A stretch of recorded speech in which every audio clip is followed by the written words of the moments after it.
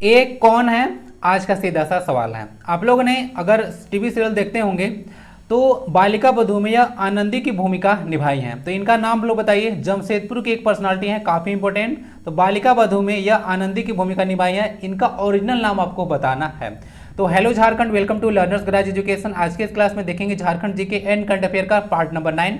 Class 1 से आप लोग जरूर रिवाइज कर लीजिएगा, काफ़ी इंपॉर्टेंट डिस्कशन आज रहने वाला है। तो वीडियो को एंड तक आप लोग जरूर जाइएगा। कल का क्लास काफ़ी फ्रूटफुल रहा था, यानी कि आपको क्लास नंबर 8 को जरूर देखना है, उसको छोड़ना नहीं है। बहुत सारा इन्फॉर्मेशन मैं आपको दिया हूँ। और इसमें जेपीएससी का कॉर्नर में आज हम लोग इसमें प्रीवियस ईयर क्वेश्चन भी आपको चलता है। इन्फॉर्मेशन के लिए बता दूं, जो फर्स्ट टाइम आ रहे हैं, क्वेश्चन 80 से लेकर 90 तक सारा मैं कवर कर चुका हूं। 80 तक JPSC previous year question 2021 paper number 2, ठीक है। 1 से 70 क्वेश्चन तक कवर हो चुका है इन वेरियस पार्ट जो भी प्रीवियस था। और 80 से 90 तक क्वेश्चन आज हम लोग देखने वाले हैं। और पार्ट नंबर जो 10 होगा, 10 10 जा 100, तो यह कंप्लीट हो जाएगा। तो आइए क्लास को स्टार्ट करते हैं। पीडीएफ इसका रख लीजिएगा @learnersgarage-education, ओके। टेलीग्राम चैनल पर मिलेगा। नाम इनका जरूर बताइएगा।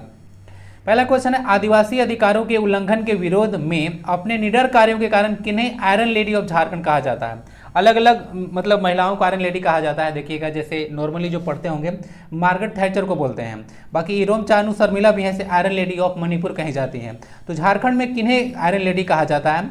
अंशुता लकड़ा, इरोम चानू शर्मिला, गौरी शर्मा या फिर दयामणि बारला? तो आंसर इसका बी दयामणि बारला हो जाएगा। दयामणि बारला को आयरन लेडी ऑफ झारखंड कहा जाता है। इनको देख लीजिए, ये पर्सनालिटी है, ओके। कुछ कुछ द्रौपदी मुर्मू जैसा लग रही हैं। तो दयामणि बारला, इन्हीं को आयरन लेडी ऑफ झारखंड कहा जाता है। और ये जो है निडर कार्यों के लिए, जो है अपने साहसी कार्यों के लिए जाने जाते हैं, यानी कि आदिवासी अधिकारों के लिए लड़ाई करती हैं।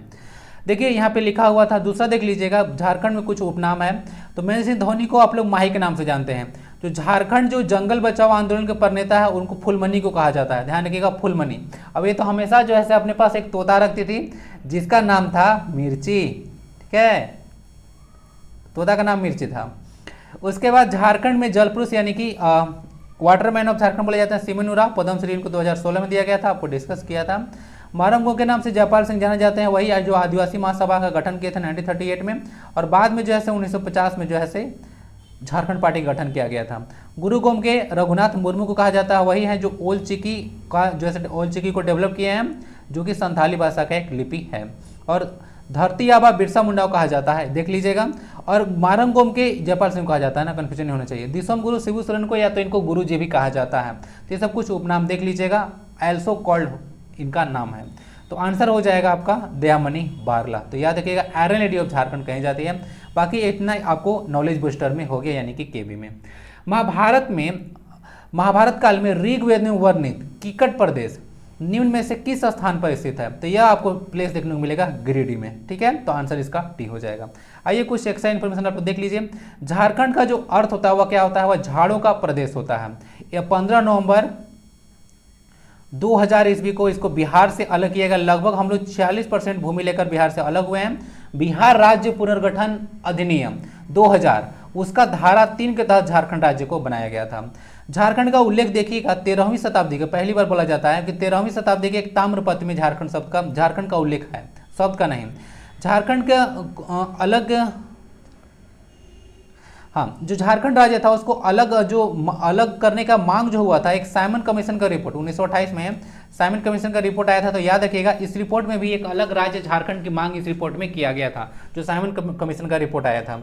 उसका छोटा नागपुर का उल्लेख अशोक थे, सम्राट अशोक, उनके 13वें शिलालेख में अटावी नाम से है। ध्यान रखिएगा, छोटा नागपुर का उल्लेख है 13वें शिलालेख में अशोक के अटावी नाम से।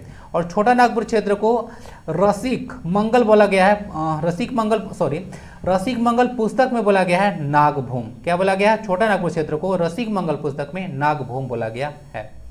कुछ एक्स्ट्रा इन्फॉर्मेशन आप लोग देख लीजिएगा। जैसे संथाल परगना रीजन को बहुत पुराने समय में इसको नारी खंड के नाम से जाना जाता था। और अलग अलग नाम देखिए, महाभारत के दिग्विजय पर्व में इसको पुंडरीक देश कहा गया है।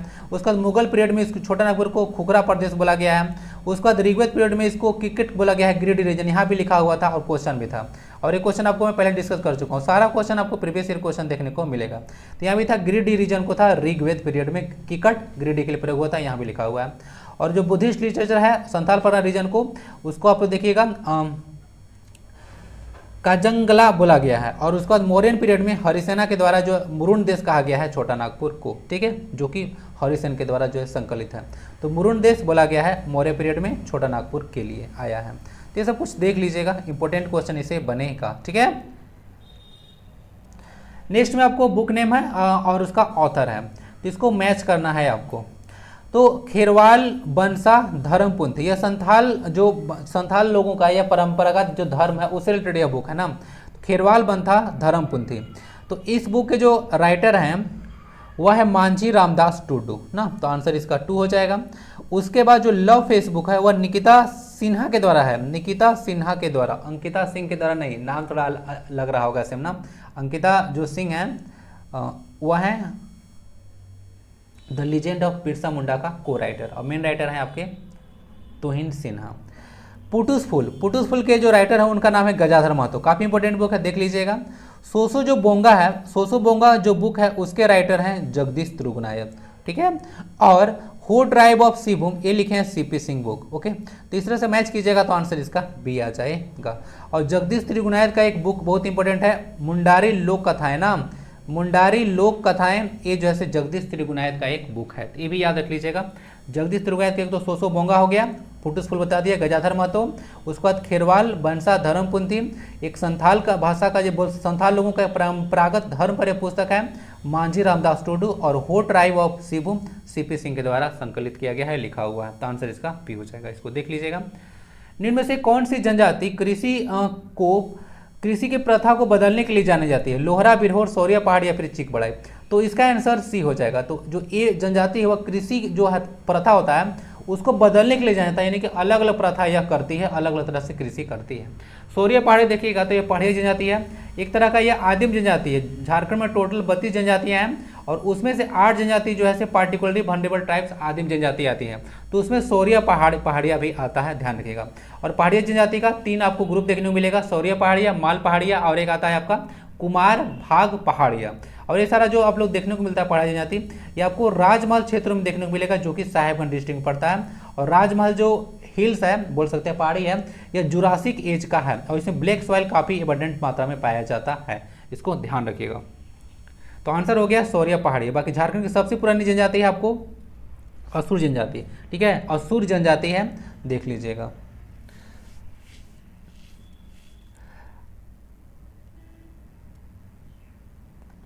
पहाड़ी जनजाति के 3 ऊपर के जो बता दिया, कुमार भाग पहाड़िया है, उसके बाद आपको माल पहाड़िया है, फिर सौरिया पहाड़िया है, और इनका निवास स्थान राजमहल की पहाड़ियाँ हैं।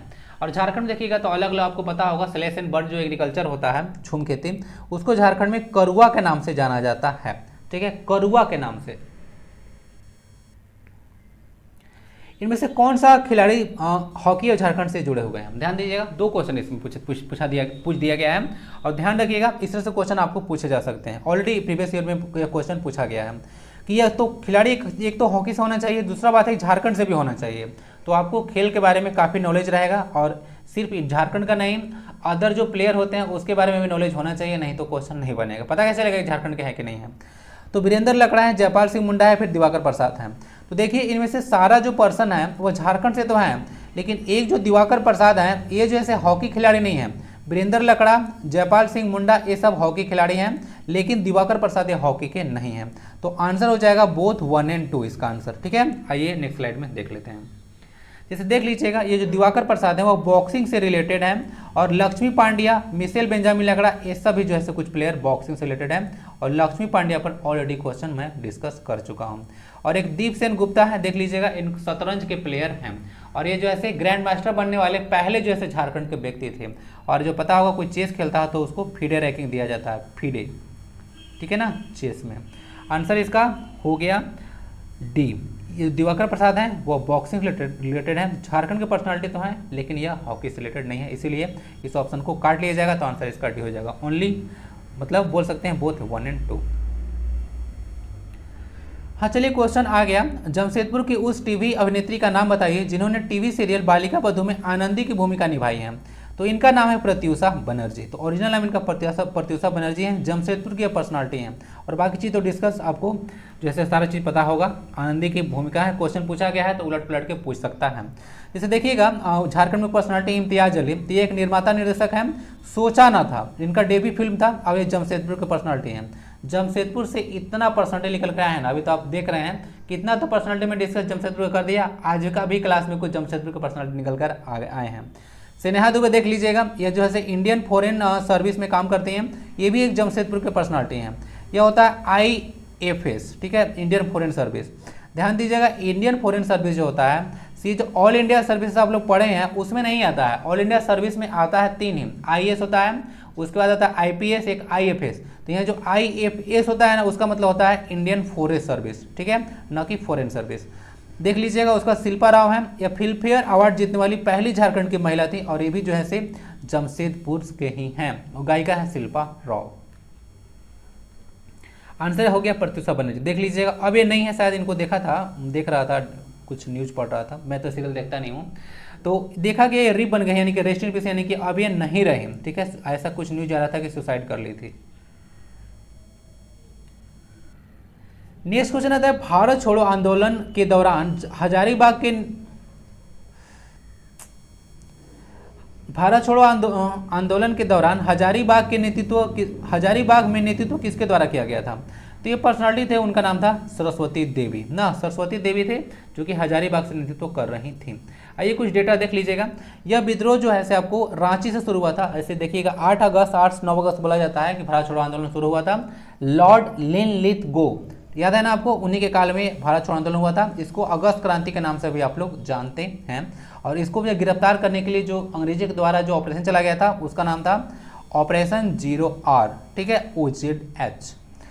उसमें देखिए 1942 शुरू हुआ था रांची से 9 अगस्त को, और इसका नेतृत्व जो कर रहे थे उनका नाम था नारायण चंद्र लाहिड़ी, ठीक है। चलिए, हजारीबाग से नेतृत्व कर रही थी, उनका नाम था 11 अगस्त 1942 से सरस्वती देवी और आनंदी साव, ये भी एक पर्सन थे।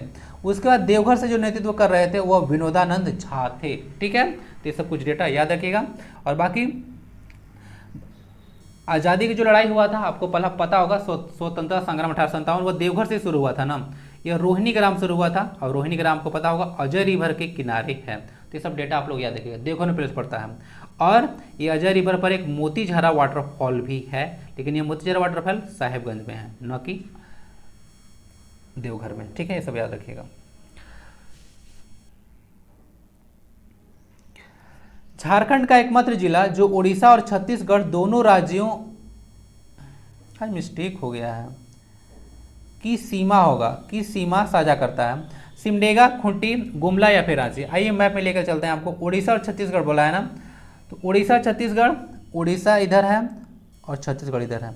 कौन सा जिला लग रहा है यहाँ पे? सिमडेगा है ना, यही सिमडेगा है, ठीक है। यही वह डिस्ट्रिक्ट है जिसका पॉपुलेशन डेंसिटी सबसे कम है, 159 पूरा झारखंड में।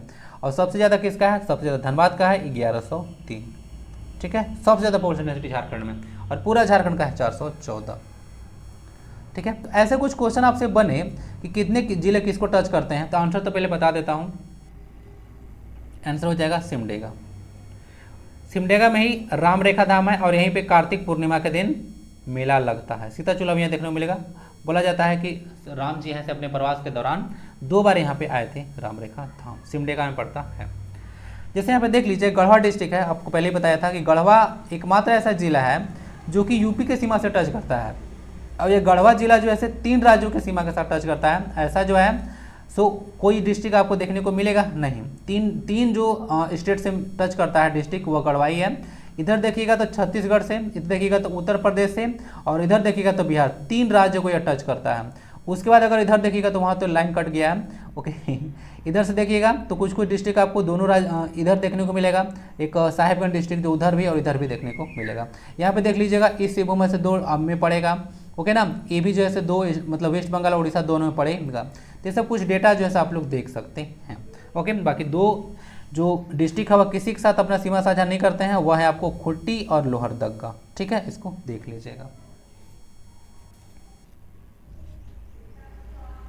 आंसर मिल चुका होगा सिमडेगा, बाकी चीज डिस्कस कर दिया। इनमें से कौन सा तीर्थ स्थल सुमेलित नहीं है? तीर्थस्थल या फिर मंदिर है ना, आज बड़ा मिस्टेक किया हूँ मैंने, तीर्थस्थल या इसमें स्लैश होना चाहिए था, मंदिर सुमेलित नहीं है। मधुबन तीर्थस्थल बोला गया है गिरिडीह में। उसके बाद बासुकीनाथ धाम गढ़वा में बोला गया है, सॉरी गुमला में। उसके बाद कैथा का शिव मंदिर है रामगढ़ में। तपोवन देवघर में बोला गया है। और बंशीधर मंदिर जो है से आपको पलामू में बोला गया है। तो देखिए आंसर इसका हो जाएगा ई। अगर याद होगा आपको तो मैं डिस्कस किया था कि वंशीधर जो मंदिर है वो पलामू में नहीं गढ़वा में है। और जो यहाँ पे वंशीधर महोत्सव मनाया जाता है, और वंशीधर महोत्सव को हाल ही में इसको राजकीय महोत्सव का दर्जा दिया गया है, यानी कि स्टेट का यह फेस्टिवल बन चुका है, ठीक है ना। स्टेट फेस्टिवल जो है से है वंशीधर फेस्टिवल, ठीक है। इसको ध्यान रखिएगा, गढ़वा में आपको वंशीधर मंदिर देखने को मिलेगा, पलामू में नहीं है। तो यही आंसर हो गया इसका ई। बाकी देख लीजिएगा, बंशीधर में जो मंदिर है वो गढ़वा में है, और वंशीधर महोत्सव को राजकीय महोत्सव का दर्जा प्राप्त है। मरोटी मंदिर देख लीजिएगा, दुमका शिकारीपाड़ा में है, इसको झारखंड में मंदिरों का गांव कहा जाता है। टांगीनाथ धाम गुमला में है, और एल्बर्ट एक्का स्टेडियम भी आपको यहीं पे देखने को मिलेगा। उसका सूर्य मंदिर आपको बुंडू कुछ रांची में देखने को मिलेगा, और रजरप्पा मंदिर रामगढ़ में है, ठीक है। देश का पहला ग्रीन स्टेडियम किस स्टेडियम को बनाया गया? तो देश का जो पहला स्टेडियम था ग्रीन स्टेडियम वह JSCA रांची है, यानी कि वही झारखंड स्टेट क्रिकेट एसोसिएशन, ठीक है, जो रांची में है वही, ठीक है। इसको पता होगा 2013 में इसको इनोग्रेट किया गया था, उद्घाटन किया गया था। कौन थे राज्यपाल बताइए जरा। अगर मैं लास्ट क्लास में आपको से क्वेश्चन पूछा था कि JSCA स्टेडियम में जो पहला जो ODI था वो किसके बीच हुआ था, तो याद रख लीजिएगा, तीनों के तीनों बताता हूँ। पहले तो टेस्ट बता देता हूँ, ODI भी देख लीजिए, और T20I भी देख लीजिए। तो टेस्ट जो हुआ था वो ऑस्ट्रेलिया के साथ हुआ था, ठीक है। ODI जो हुआ था वो आपको इंग्लैंड के साथ हुआ था, और एक 2013 में हुआ था। ODI वाला पूछते हैं आपसे। और जो T20I जो हुआ था वह हुआ था आपको श्रीलंका के साथ, ये तो कुछ याद रखिएगा, ठीक है। तो टेस्ट हुआ था, लंबा दिन चलता है A से। उसके बाद ODI जो है से चलता है एक दिन का, तो E हो गया। और बहुत शॉर्ट टाइम के लिए जो चलता है वो होता है T20I, तो वह हो गया S, यानी कि श्रीलंका के साथ।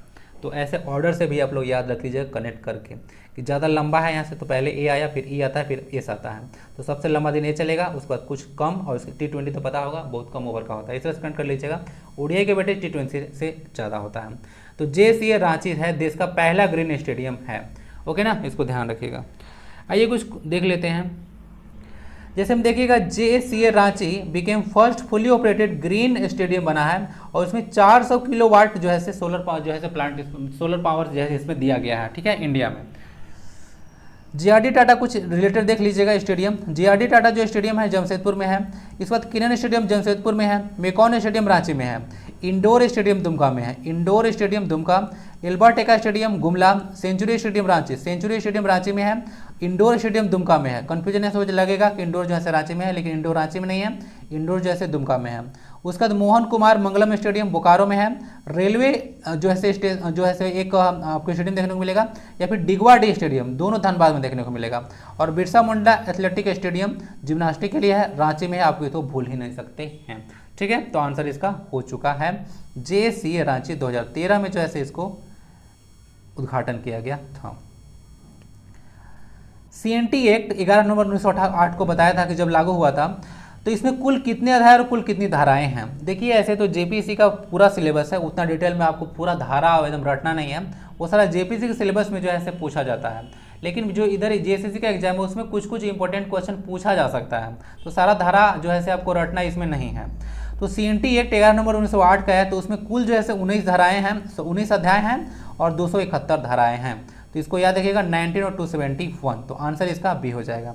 बाकी CNT एक्ट से आप लोग देख लीजिएगा, संथाल परगना टेनेंसी एक्ट यानी कि SPT एक्ट को भी देख लीजिए यहाँ पे, इसमें 9 अध्याय हैं और में जो है 72 धाराएं हैं कुल, ठीक है। और इसको लागू जो किया गया था 1 नवंबर 1949। ये जो डेट है आप देख रहे हैं, संथाल परगना छोटा Nagpur tenancy act, already JPSC question पूछ चुकी है कि किस दिन लागू हुआ था, तो 11 नवंबर 1908। हो सकता है कि अपनी SPT पूरी दे, तो इसको देख लीजिएगा, ये भी नंबर में ही है, लेकिन एक आपको कम कर देना है, यानी एक को कम कर देना है, समझ रहे हैं, 11 था तो उसको 1 बना देना है। तो 1 नवंबर 1900 मतलब 1 नवंबर हो जाएगा, बाकी तो डेट अलग है, 1 1908 1949 का। तो समझ गए, 19 271 CNT इसमें ज़्यादा है, और जो संथाल परगना है जो बाद में आया था उसमें 9 अध्याय है और 72 धाराएं हैं। तो इतना आप लोग डेटा इसको याद रखिएगा। गन्ना का उत्पादन सबसे अधिक किस जिले में होता है? पलामू, रांची, हजारीबाग या फिर साहेबगंज? तो इसका आंसर आपको ना सी हो जाएगा। हजारीबाग में गन्ना का उत्पादन जो है से सबसे ज़्यादा होता है, ठीक है। और जो गन्ना होता है इसमें जो फूड स्टोर होता है उसमें मॉडिफाइड स्टेम होता है। बायोलॉजी पढ़ रहे हैं ना, तो इसमें मॉडिफाइड स्टेम होता है, स्टेम में जो है से इसका फूड स्टोर होता है। जैसे कुछ डेटा देख लीजिए, सबसे अधिक जो गन्ना का उत्पादन होता है वह हजारीबाग में होता है। Hazaribagh is called the land of 1000 gardens, समझ गया, इसको ध्यान रखिएगा।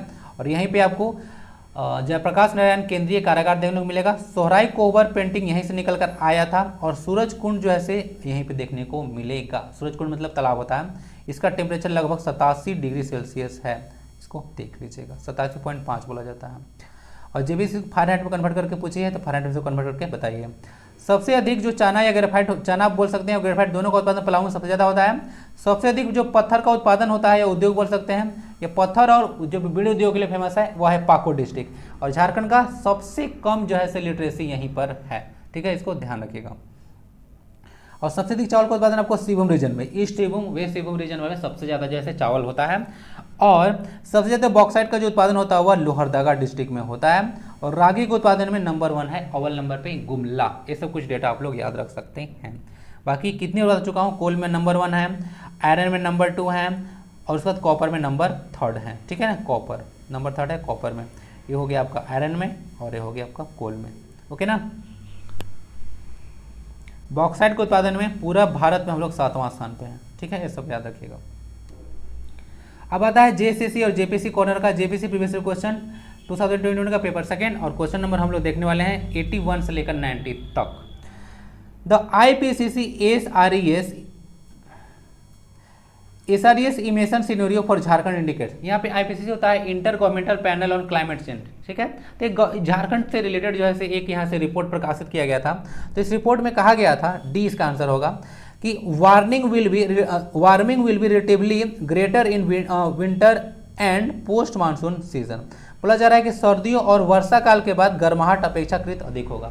देखिएगा तो डेटा जो आ रहा था उसे बोला जा रहा है, जैसे पहले को देखिएगा तो बेस लाइन जो है 90-70 लिया जाता है। तो उसे देखा जा रहा है कि धीरे धीरे अर्थ का तो टेम्परेचर बढ़ रहा है, आपको पता होगा ग्लोबल वार्मिंग हो रहा है। तो झारखंड के पर्सपेक्टिव में ही जो है से बोला गया था। और इसके पर्सपेक्टिव में ये बोला गया था कि सर्दियों में भी जो है आपको गर्मी लगेगा, लेकिन आने वाला जो आप लोग जो 50 साल देख रहे हैं उसमें जो है पूरा जो सिनेरियो है ना तो बदल जाने वाला है। ठंडा आप लोग सोचिएगा कि ठंडा लग क्यों नहीं रहा है, ठीक है, ठंडी तो आ जाएगा लेकिन ठंडा आपको महसूस नहीं होगा।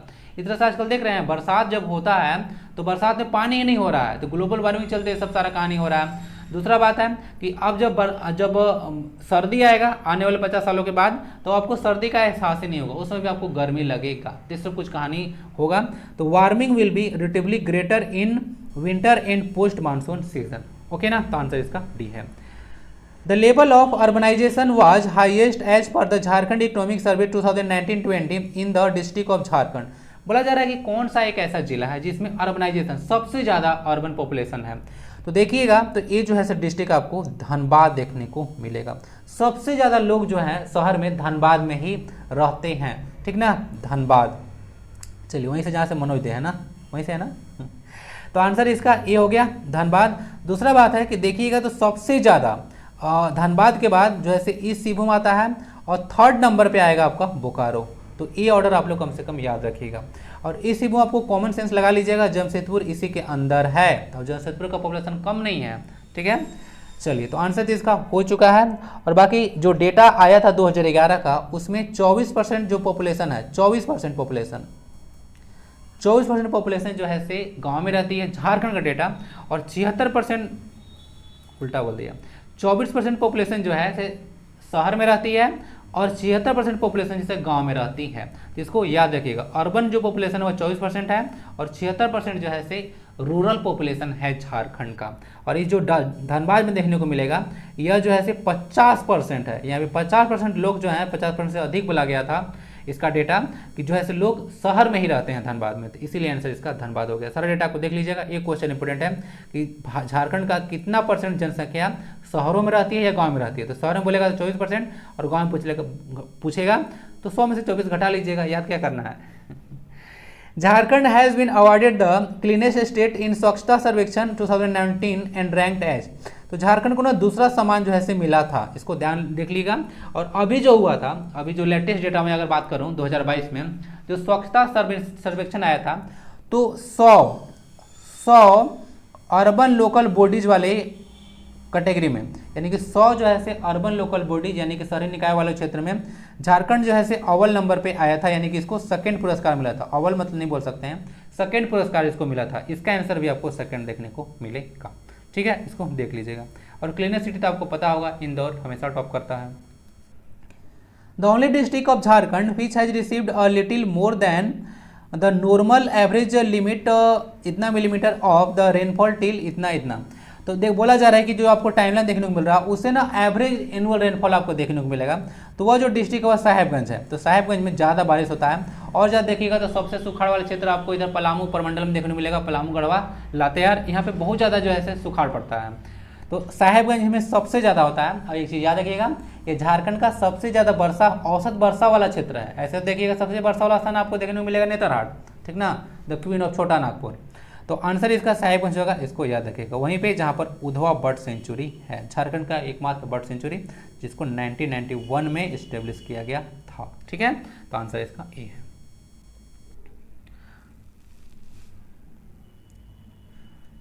मुख्यमंत्री कृषि आशीर्वाद योजना, तो मुख्यमंत्री कृषि आशीर्वाद योजना है, इसको देख लीजिएगा। इसको ना अगस्त 2019 में जैसे शुरू किया गया था। देखिए जीपीसी में क्वेश्चन आसान नहीं रहता है। टाइम देख रहे हैं, टाइम एक मार्च 2019 में दे दिया है, अगस्त 2019 में दे दिया है।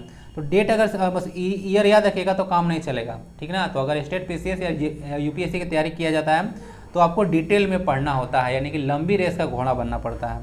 तो अगस्त 2019 में जो इसको शुरू किया गया था, तो देख लीजिएगा मुख्यमंत्री कृषि आशीर्वाद योजना है। रघुवर दास का टाइम में शुरू हुआ था। क्यों? क्योंकि रघुवर दास का टाइम जो पीरियड था वो 28 दिसंबर 2014 से लेकर 5 साल जोड़ लीजिए, 29 दिसंबर हो जाएगा, 29 दिसंबर 2019, ठीक है। तो यानी कि इन्हीं का टाइम में शुरू होगा, अगस्त में था। समझ गया? आंसर इसका भी है। In Jharkhand kharif marketing season KMS runs from which period, तो बोला जा रहा है जो खरीफ मार्केटिंग पीरियड होता है वह जो चलता है वह डी होगा इसका आंसर। इसको डायरेक्ट क्या देखिएगा, 1 अक्टूबर से ना 30 सितंबर तक चलता है। 1 अक्टूबर से लेकर 30 अक्टूबर तक खरीफ जो है से बोल सकते हैं मार्केट से चलता है। इसमें ना खरीद बिक्री किया जाता है, खरीफ मतलब फसल का। तो आंसर इसका हो जाएगा डी, गवर्नमेंट करती है सारा। तो खरीफ मार्केटिंग सीजन होता है 1 अक्टूबर से लेकर 30 सितंबर तक, ठीक है, अगले साल तक। The share of industrial sector in the group state value added GVA of Jharkhand in the year इतना। देखिए जो स्टेट का जो ग्रुप स्टेट वैल्यू एडेड है इसमें देख लीजिएगा, तो झारखंड का जो इंडस्ट्रियल सेक्टर का जो परसेंटेज है वह 39% है, यानी कि बहुत ज़्यादा है। तो आपको मैं डिस्कस भी किया था कि जो झारखंड का जो अर्थव्यवस्था का आधार है वह क्या है, वो माइनिंग ये सब है। तो इंडस्ट्री का काफ़ी ज़्यादा योगदान रहा है झारखंड की अर्थव्यवस्था पर। तो पूछेगा कि ग्रुप स्टेट वैल्यू जो एडेड है उसमें कितना % योगदान है इसमें इंडस्ट्रियल सेक्टर का, तो 39%, लगभग 40% बोल सकते हैं जितना कि आपको झारखंड में मिनरल पाया जाता है। The government of India has approved the setting of a plastic park at cost of Rs 120 crores in an area of 150 acres at, पूरा डेटा दे दिया कि कितना मिलेगा, 120 करोड़। इसको स्टेट गवर्नमेंट नहीं, इसको जो है सेंट्रल गवर्नमेंट सपोर्ट कर रही है। 150 एकड़ में बनाया जाएगा, ठीक है। तो यह है देवघर, ठीक है। और देवघर में एक संस्कृत विश्वविद्यालय भी खोला जाएगा, ये भी डिस्कस किया था, करंट अफेयर का न्यूज बनेगा। दूसरा बात है प्लास्टिक पार्क तो बनेगा ही, और यहाँ पे अभी इंटरनेशनल एयरपोर्ट का भी उद्घाटन हुआ है, देवघर इंटरनेशनल एयरपोर्ट, ध्यान रखिएगा, ठीक है ना, बाबा धाम की नगरी में। देवघर इसका आंसर हो जाएगा। बाकी सारा डेटा तो खुद लिख दिया है, मैं इसमें डिस्कस क्या करूँ। The religious head of the village Munda village is called, तो जो रिलीजियस हेड होता है, पूजा पाठ जो करवाते हैं, उनका नाम होता है पाहन, ठीक है। तो देखिए आंसर इसका डी हो जाएगा पाहन। यहाँ पे मुंडा शासन व्यवस्था यानी कि मुंडा जनजाति है, झारखंड की यह तीसरी सबसे बड़ी जनजाति है, संथाल और उरांव के बाद। आंसर इसका डी है।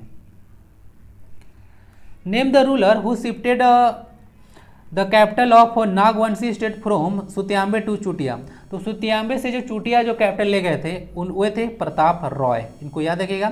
फनी मुकुट राय जो है ये जो ऐसे फाउंडर हैं आपको जो नागवंश है उसका, और इनको नागवंश का आदि पुरुष कहा जाता है, ठीक है, ध्यान रखिएगा। मिति रॉय चेरो वंश से रिलेटेड है, इनको ध्यान रख सकते हैं। प्लामू की लाइन के द्वारा बनाया गया था 1658 से 74 तक इनका टाइम पीरियड था। और इनके बारे में कहा जाता है कि ये प्रजा से कभी कर नहीं लिए थे। और चेरो वंश के संस्थापक भगवंत राय, कितनी बार बता चुका हूँ, सब चीज़ याद रखिएगा। और चेरो नागवंश में लड़ाई हुआ था कोराम्बे गुमला में, उसको झारखंड का हल्दी घाटी कहा जाता है। ओके, नेक्स्ट जो लास्ट 6 मंथ का राउंड अप देखेंगे करंट अफेयर का, ध्यान से देखिए, क्वेश्चन इंपॉर्टेंट है। और करंट अफेयर में भी अब मैं कुछ इसको थोड़ा सा कॉम्प्रहेंसिव बना दिया हूँ, यानी कुछ अगर रिलेटेड न्यूज कुछ आता है स्टैटिक बैकग्राउंड में तो उसको भी मैं डालना शुरू कर दिया हूँ। आज ही क्लास ओवर रिफ्लेक्ट आपको हो जाएगा।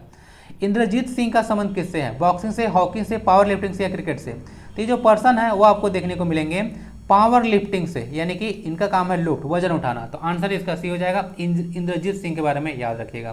तो ये रांची के रहने वाले इंद्रजीत सिंह हैं और न्यूजीलैंड में जो आयोजित हुआ था कॉमनवेल्थ पावर लिफ्टिंग चैंपियनशिप, उनको बेस्ट पावर लिफ्टर का खिताब दिया गया था, इसलिए न्यूज में आए थे। समझ गए? स्पोर्ट्स का एक अलग वीडियो आपको मिल जाएगा, कोई भी एग्जाम होने वाला होगा उसके पहले।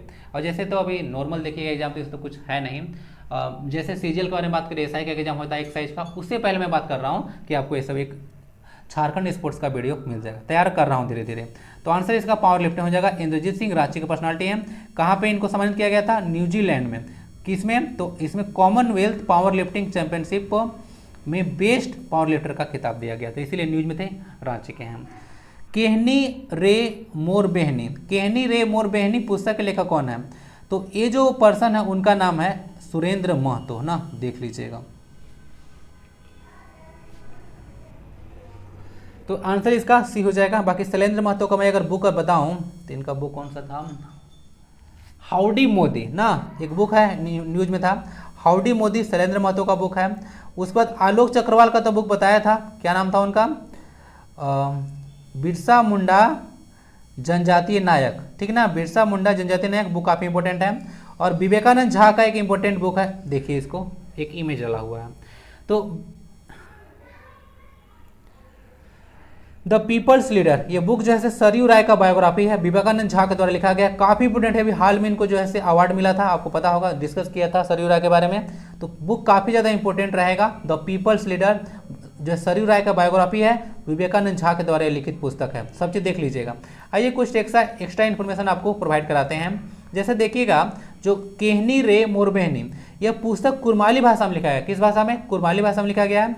इसमें बच्चों के लिए 10 लोक कथाएं संकलित की गई है, यानी बच्चों को जो है फोक स्टोरीज इसमें बताया गया है, सुनाया गया है, मतलब लिखा गया होगा। कुरमाली भाषा से रिलेटेड कुछ न्यूज है, देख लीजिएगा। कुरमाली भाषा की जो लिपि है उसको ना कुरमाली जो है चीज़ कहा जाता है। कुरमाली भाषा के जो प्रथम लेखक थे उनको चंडीदास को कहा जाता है। और कुरमाली भाषा का सुर, ठीक है ना, जैसे सुर सुने होंगे, तो कुरमाली भाषा को जो सुर कहा जाता है वह विनंद सिंह गोरंगिया को बोला जाता है। और कुरमाली भाषा पर जो प्रथम शोध वो किए थे वह थे डॉक्टर नंदकिशोर सिंह, ठीक है, इनको देख लीजिएगा, वो एनके सिंह नहीं है आपके, ठीक है। और बाकी देख लीजिएगा, कुरमाली भाषा झारखंड के 16 द्वितीय भाषा में शामिल है। क्वेश्चन अगर आएगा कि झारखंड में द्वितीय भाषा का दर्जा किसको है, ठीक है, तो उर्दू संस्कृत बोल देगा, तो आंसर इसका गलत हो जाएगा। हिंदी तो आपका राजकीय भाषा है ही, उसके बाद द्वितीय जो है भाषा है झारखंड का, 16 भाषाओं को राजकीय भाषा का यानी कि द्वितीय राजकीय भाषा का दर्जा प्राप्त है। तो 16 भाषाओं में कुरमाली भी आता है, इसको देख लीजिएगा। और जो कुरमाली भाषा है वो बिहारी भाषा के संबंधित है और एक इंडो आर्यन लैंग्वेज है, इंडो आर्यन लैंग्वेज है, ध्यान रखिएगा, कुरमाली भाषा। तो डिटेल में इसका ऑपरेशन कर दिया, तो कुछ क्वेश्चन बने, इसे छूटेगा नहीं। आशा किरण बारला गुमला से की पर्सनालिटी है, किस खेल से संबंधित है? तो यह ना धावक हैं, एथलीट हैं, तो आंसर इसका बी हो जाएगा। तो सारा चीज़ तो इसमें ही डिस्कस कर ही दिया गया था, गुमला के है। और गुमला से रिलेटेड न्यूज है, गुमला में बाघ मुंडा जलप्रपात है, यह गुमला में है और दक्षिणी कोयल नदी पर बनती है, ठीक है, दक्षिणी कोयल नदी। और यह जो है आपको पद्मा रांची से निकलती है नदी, ठीक है, लाव पानी भी बोला जाता है जलप्रपात, इसका सोर्स है। आंसर इसका बी है, एथलीट, ठीक है, धावक हैं आशा किरण बारला, ठीक है। सरायकेला खरसावां में गोलीकांड किस वर्ष हुआ था? एक भीषण गोलीकांड हुआ था, वह हुआ था, टाइम ने जरा पकड़िए, बहुत ही जैसे कंफ्यूजिंग या डेट है, 1 जनवरी 1948, ठीक है, सारा में जनवरी है, खाली डेट चेंज है। तो 1 जनवरी 1948 में, अभी देखिए ये न्यूज में क्यों आ रहा है, तो इसको ना अभी देखिएगा डायमंड जुबली जो है मनाया गया है। डायमंड जुबली जो है 75 साल को बोला जाता है, तो अभी मनाया गया है। तो कोई चीज़ का अगर 25 साल हो सिल्वर जयंती, 50 साल अगर गोल्डन जुबली होता है, प्लेटिनम 70 होता है, 75 डायमंड होता है। तो ये सब ना आपको क्वेश्चन इंपोर्टेंट बन जाता है। कोई चीज़ का सेंचुरी ईयर है यानी कि शताब्दी वर्ष है तो क्वेश्चन आपसे पूछा जाता है, इसको ध्यान रखिएगा। तो आंसर इसका 1 हो जाएगा। अच्छा, कोई चीज़ का जो 125वीं जो वर्षगांठ होता है उसको अंग्रेजी में क्या कहते हैं, चाहे थोड़ा सर्च कीजिएगा, मजा आएगा स्पेलिंग उसका। तो आंसर 1 जनवरी 1948 हो गया। आइए कुछ डिटेल में इसको देख लेते हैं। इस गोलीकांड में को जो है से आदिवासियों का काला दिवस कहा जाता है, काला दिवस लिखा गया, इतना मिस्टेक आज हुआ है ना, काला दिवस कहा जाता है। और 2023 में इसकी 25वीं वर्षगांठ यानी कि डायमंड जुबली मनाया गया था। ध्यान रखिएगा, सब क्वेश्चन छोड़ देगा, खाली पूछ देगा कि जो है से ये जो सरायकेला में जो खरसावां में गोलीकांड जो हुआ था उसकी कौन सी जयंती मनाई गई, तो पता रहेगा तब ना। 75वीं वर्षगांठ को डायमंड जुबली कहा जाता है। तो डायमंड जुबली दे देगा, प्लेटिनम जुबली दे देगा, उसके बाद आपको सिल्वर दे देगा, गोल्ड दे देगा, तो कंफ्यूज कर जाइएगा। और 1 साल को ना पेपर जुबली कहा जाता है, इसको देख लीजिएगा। आंसर इसका 1 जनवरी 1948 है। आइए थोड़ा डिटेल में देख लीजिएगा। इस तरह से गोलीकांड आपको देखने को मिल रहा है। यहाँ पे लिखा हुआ है खरसावां गोलीकांड, टाइम भी दिया हुआ है 1 जनवरी 1948। इसको पहले दिखा था तो आंसर तो आपको ऐसे ही पता चल जाता। ओके ना, आंसर इसका डी है। बाकी कुछ मैं न्यूज़ में इसको सर्च कर रहा था, कुछ न्यूज़पेपर में जो न्यूज़ आया था देखिएगा। स्वतंत्र भारत में 1 जनवरी 1948 को खरसावां गोलीकांड की तुलना जालियांवाला बाग हत्याकांड से किया जाता है, यानी कि इसको झारखंड का जालियांवाला बाग कहा जाता है। देख लीजिएगा हत्याकांड, ठीक है। और बाकी यहाँ पे एक पुस्तक है आपको यहाँ पे देखिएगा, पीके देव की पुस्तक मेमोयर ऑफ अ बाइगोरा एरा, ठीक है ना। उस बाइगोर एरा में 2000 से ज़्यादा आदिवासियों को मारे जाने का जिक्र था। ओके, और बाकी 35 जो है से आदिवासियों को मारे जाने की पुष्टि किया था उड़ीसा मिलिट्री पुलिस ने। एक और डेटा देख लीजिएगा, कोलकाता से जो प्रकाशित होता था जो दैनिक अंग्रेजी दैनिक स्टेट्समैन जो समाचार पत्र है द स्टेट्समैन, उसमें बोला गया था कि 35 आदिवासी किल्ड इन खरसावां, यानी कि 35 के बारे में डेटा है, लेकिन इनका पुस्तक में बोला गया था 2000 से ज़्यादा है। तो ये सब कुछ डेटा देख लीजिएगा। हर एक साल श्रद्धांजलि दिया जाता है यहाँ पे 1 जनवरी को। ओके ना, तो आप लोग 1 जनवरी को न्यू ईयर मनाते होंगे और यहाँ पे श्रद्धांजलि दिया जाता है। सोचिए, और इसके बारे में ना इंटरेस्टिंग फैक्ट मुझे ये लगा कि इस गोलीकांड के जो हत्यारा कौन है वो पता ही नहीं चला। यानी इसका देख रहा था न्यूज़ में, तो इसमें बोला जा रहा था कि इस जो खरसावां गोलीकांड है उसका जनरल डायर का पता ही नहीं है। समझ गया ना। नेक्स्ट क्वेश्चन आता है, बिरसा मुंडा एयरपोर्ट को कंज्यूमर सेटिस्फेक्शन सर्वे 2022-23 में कौन सा स्थान प्राप्त हुआ है, तो इसको 2nd स्थान प्राप्त हुआ है, यानी कि कंज्यूमर सेटिस्फेक्शन में नंबर 2nd पे है पूरा इंडिया में, ठीक है। तो इंपॉर्टेंट न्यूज बनेगा, कैपिटल सिटी में है। इसको देख लीजिएगा, आपको जैसे बताया था कि 2013 में इसका उद्घाटन किया गया था और इसके जो देखने को मिलेंगे एयरपोर्ट अथॉरिटी ऑफ इंडिया के द्वारा यह सर्वे कराया गया था, ठीक है ना। Airport authority of India AAI के द्वारा सर्वे कराया गया था, उसमें यह निकलकर सामने आया था, 2nd है। और एयरपोर्ट का जो डायरेक्टर है, बिरसा मुंडा जो एयरपोर्ट है उसका डायरेक्टर है केएल अग्रवाल। तो पर्सन को याद रख लीजिएगा, ज़्यादा कुछ आप लोग याद रखें या ना रखें, ठीक है। केएल अग्रवाल, केएल राहुल याद रहता है ना, तो भी रहेगा। That's it for this class. आशा है क्लास में आपने काफ़ी कुछ सीखा होगा। और आज का वीडियो थोड़ा लॉन्ग हो जा रहा है, क्यों? क्योंकि काफ़ी ज़्यादा इन्फॉर्मेशन आपके लिए मैं सर्च करके लाता हूँ। तो वीडियो कैसा लगता है, मस्त लगता है कि नहीं? ए से लगता है अच्छा लिखिए, बी से बुरा लिखिए, सी से है से चटकदार लिखिए और डी से दमदार लिखिए। जो भी लगता है ABCD आप लोग बता सकते हैं। वीडियो को लाइक जरूर कर दीजिएगा, शेयर और सब्सक्राइब भी जरूर करें। मिलते हैं फिर अगले क्लास में। वंदे भारतम, जय हिंद।